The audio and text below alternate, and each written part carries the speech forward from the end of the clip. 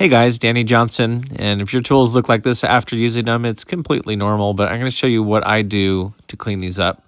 I found that Germ-X actually works very well on this and doesn't seem to harm it in any way. So I just get a microfiber rag, put some Germ-X on it, soak it a little bit, and you'll notice how clean this gets. So especially these tools, this is a good example because it has the yellow handles. And you could probably use a degreaser or something else just the same, but I had some of this laying around and tried it, and it must be the alcohol in it or something. But the Germ-X is also meant to moisturize your hands and not dry them out, and so it seemed to work pretty well. So I just wanted to show you the results of how this looks.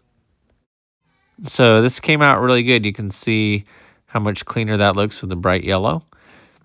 Tell me what you guys think. But what I also found is not only on these kind of handles, but you have like screwdrivers and some other things that are clear, and it works on them really well too.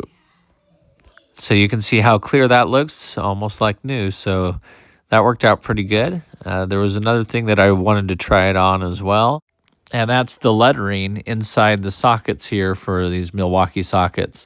So they have a very nice high visibility white and a nice red stripe on there too.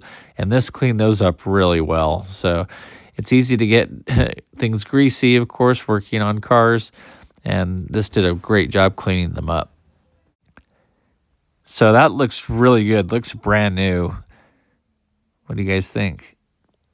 I had also plastic dipped the handle on one of my breaker bars, and it made it nice and soft and that nice rubbery feel and insulated, but it definitely, the plastic dip absorbed the grease horribly, as you can see there, and this made it look really good. So anyway, thanks for watching. Check the video description. I have other videos that are similar to this, and if you're new to the channel, feel free to subscribe. Thanks, guys.